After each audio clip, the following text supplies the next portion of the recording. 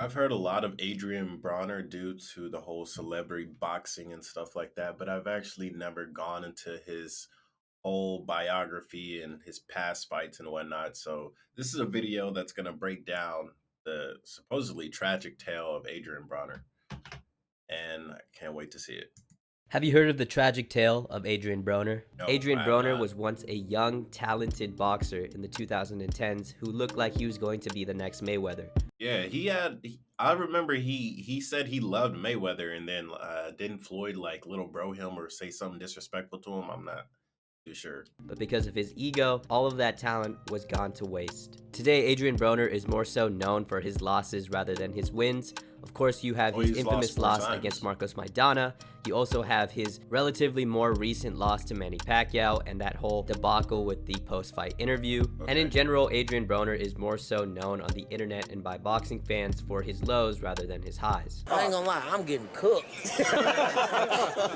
Today, we're going to be talking about Adrien Broner, a tragic tale of ego and wasted talent. A character arc and story so tragic, I swear this comes out of a screenplay. But before we get into all of the infamous moments of Adrien Broner's career and the moments you probably know him for today, we have to talk about the beginning, when he was a promising young star. Now obviously the comparison between Adrien Broner and Floyd Mayweather sounds ridiculous today. Back in the day, the comparisons were hard to deny. He had the volume, speed, and most importantly, the accuracy similar to Pretty Boy Floyd, and he used slick defense and sometimes the Philly shell like Money Mayweather. And obviously you can't forget his flamboyance, his trash talking, Flamboyance. shell like Money Mayweather. And obviously you can't forget That jacket is a little saucy. his flamboyance, his trash talking, his flexing of money, and his about billions persona. I would argue he was more funny and more savage than Money Mayweather. I mean, just take a look at this clip. Regrets about anything that went on in the pre-fights and all the news conferences? Negative. I'm good. I beat Polly. I left with his belt and his girl. Damn. Oh, damn. Okay. Anyways, if we go back to Adrien Broner's boxing capabilities, he had great KO performances against Martin Rodriguez, Escobedo, and DeMarco. And if you want to see highlights of these performances, I suggest taking a look at this video by HBO Boxing. Bro, this has 1 million views. His loss had like 3 million. On That's the greatest crazy. hits of Adrien Broner. It's hard not Like to recognize 9 the years amount of ago? talent he had when he was young and hungry. And even though this performance didn't end in a KO, he had a great performance against Paulie Malignaggi for the WBA welterweight belt and became a legitimate welterweight champion. But obviously, all of this would change on December 14th, 2013, when he would have his most infamous fight against Marcos Maidana. Before coming into this fight, he was coming off his win against Paulie Malignaggi for that welterweight belt, like I said before, and he was also undefeated. He was coming in as a huge favorite against Marcos Maidana, some having it 27-0? Jeez. This guy was really good. 3-1, and some having it as high as a 5-1 favorite for Adrien Broner. And though if he lost Maidana his was fight, a big then underdog, he was no pushover himself. He was a tough pressure fighter who had knocked out Victor Ortiz in a wild, vicious fight. I've heard of Victor Ortiz. I'm not a big boxing guy, but I've heard of him. He gave Amir Khan a really tough fight despite a loss, and he went toe-to-toe with Eric Morales. However, despite all of this, Adrien Broner was a big favorite coming into this fight, and everybody expected the young promising star to take another step and beat Marcos Maidana. But as you may know, this did not happen. In the start of the fight, in typical Maidana fashion, he would put the pressure on Broner. And even though Adrien Broner was immediately put on the back foot, he still remained calm, confident, and even cocky in the first round when he started humping Maidana. Maidana had a great game plan and why? kept jabbing to the body, and by the second round this game plan worked when he all of a sudden went upstairs. Shish! Why is his hands down? Body, and by the second round this game plan worked when he he hit him in the body, so he lowered his guard. all of a Golly! sudden went upstairs with a left He go to hook, bed. dropping Broner for the first time in his career. Oh no, he just Obviously, dropped. this was a big moment in the fight 100%. because the cocky bully that was supposed to win over this super big underdog got dropped for the first time in his career. From then on, Maidana kept putting on the pressure and landing with overhand rights and left hooks. Broner could not handle the pressure, and all he could really do is clinch in these situations. By the time we got to the 8th round, Maidana had full control over Adrien Broner with his pressure, and Marcos Maidana would again drop Adrien Broner with a left hook. And later in this round, Adrien Broner would was get a little shaky on that hit. Oof. Broner with a left hook. And later in this round, Adrien Broner would get headbutted by Maidana in one of their clinches. Oh, sheesh. Come on, ref, you didn't see that? Later in this round, Adrien Broner would get headbutted by Maidana in one of their clinches, and he actually hilariously and embarrassingly takes a clear dive to get more time, or maybe try to edge out a DQ. But thank God everybody basically called him on his bullshit, and the fight would continue. And towards the end of the fight, Maidana would actually get back Broner with his infamous move. Bro, why are they humping each other? And basically signal one of the greatest karma moments in boxing history. And to be fair, Broner actually started to land very well in the latter rounds, but by this time, it was a little too late. Maidana would win via unanimous decision, while Broner would have to be carried out the ring with people throwing stuff at him, and it would make for one of the most memed pictures in boxing history. Now, following the Maidana fight, Broner would go kind of out of the spotlight, but still have 3 good fights against Carlos Molina, Emmanuel Taylor, and John Molina Jr., none of which were any finishes, but they were good performances and unanimous decisions. So what's the issue? But then Adrien Broner would run into a young up-and-coming Sean Porter, who just kept putting the pressure on Broner and eventually beat him through unanimous decision. Following this fight, Broner would have a couple good wins until he faced Mikey Garcia, who completely dominated him. Bro, this photo is powerful. This photo is crazy. From start to finish. This fight just really cemented that Adrien Broner really can't deal with high pressure and volume punching, and it just looked like he wasn't punching back. Directly after this fight, he was set to face Jesse Vargas. This does not look like a good photo at all. And by this time, his fighting career and his skills were definitely on the decline. But at this press conference, this really signaled Adrien Broner's decline in character as well. During one of the press conferences, Adrien Broner would, out of nowhere, start calling out the CEO of Mayweather Promotions, who was at the time the promoter of Adrien Broner, and called him a bunch of names I probably can't even say. They with his ass, Leonard a bitch ass, to be honest. I'm gonna guess it says to be honest. But basically, he was saying that the Mayweather Promotions was not out to represent him, and they weren't out for his best interests, and basically everybody was against him. This reminded me of the one scene in Scarface in the restaurant where Tony Montana just starts going off and calling himself the bad guy. But I think this was a little more sad just because this was happening in real life, and it was really awkward to see somebody at a press conference start calling out his own team and own promotions, and I think this is something that you kind of talk about behind closed doors. But anyways, he'd go on to draw his fight with Jesse Vargas in a fight that was actually kind of a banger.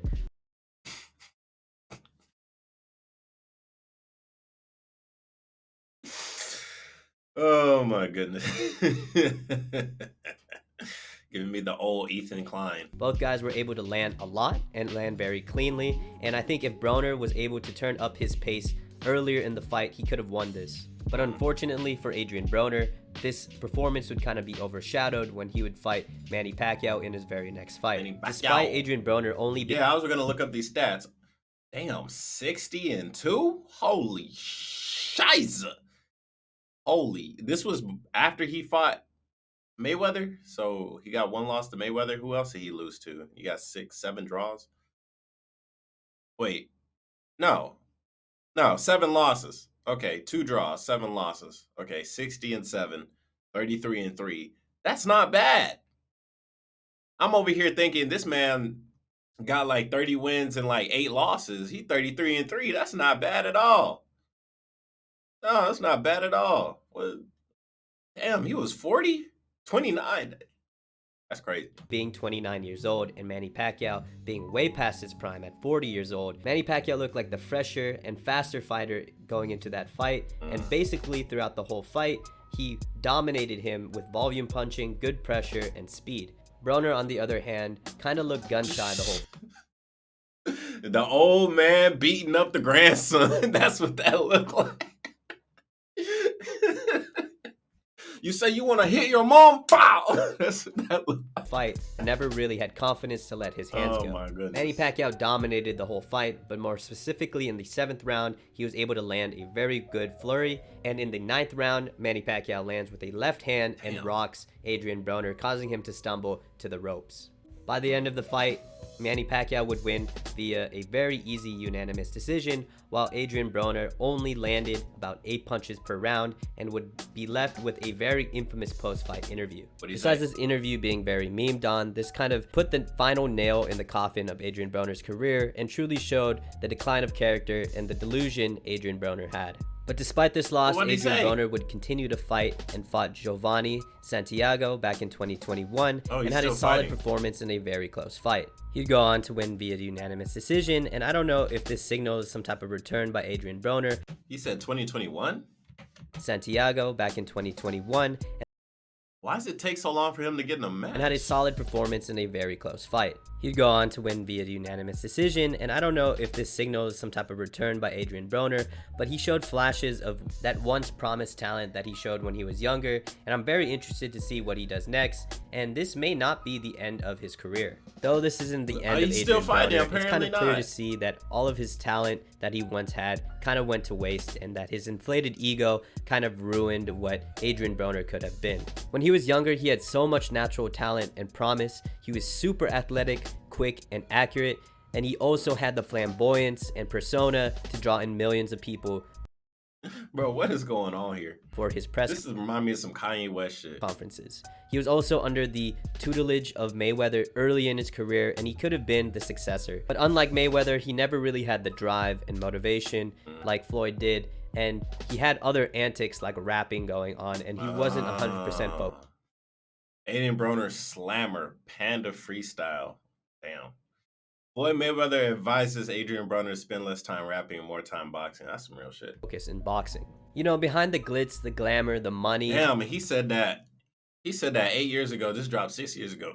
So he been telling him to stop rapping. He was like, nah, I'm gonna keep doing it. And he wasn't 100%. I mean, 2 million views, that's pretty good. I mean, it's not amazing, especially for a rapper, but that's pretty good. % focus in boxing. You know, behind the glitz, the glamour, the money, and all of the flexing that Mayweather does, he's still a boxer. He has the work ethic, drive, and motivation behind all of it. He was an absolute workaholic during his Money Mayweather days, and he still kind of is in his exhibitions. Broner, on the other hand, solely relied on his talent alone, and when that didn't work, his inflated ego couldn't blame himself for his shortcomings and instead blamed everybody else around him. Even though Adrien Broner's story isn't technically over, and I'm still kind of rooting for him to turn his career around and his life around in general, he's boxing's stark example of the phrase, when talent doesn't work hard, hard work beats talent. Anyways, what do you guys think? Good old Naruto reference. Damn.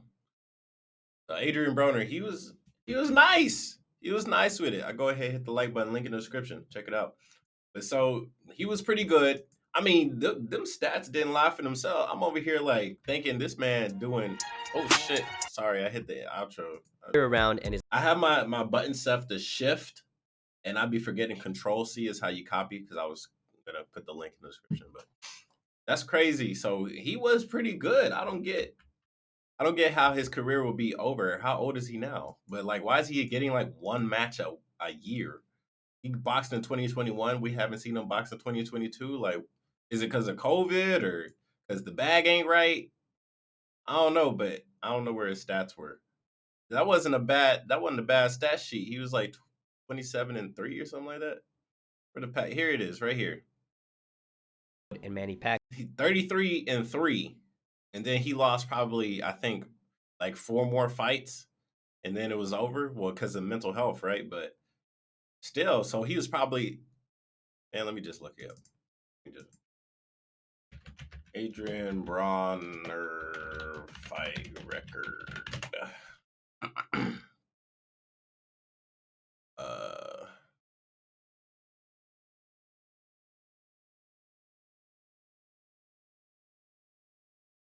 Why this shit taking so long? Why this shit taking so long? He's 33 years old. 34-4? That's not bad. What? Huh? 34 wins and 4 losses is not bad. Am I missing something? I get it. Boxing is full of people with perfect records. But 34-4, that's not bad, man. 24 knockouts. I don't know. Is this like slightly above average or something in boxing? Because this shit look good. This shit look good to me. I don't know. Tell me what y'all think about Adrien? I don't think he's bad. Well, just looking at the record, 34-4 don't seem bad to me at all. I don't know. But it's your boy Miss. Let me know. Link in the description. Comment, rate, subscribe, and I'll see you guys next time. Peace.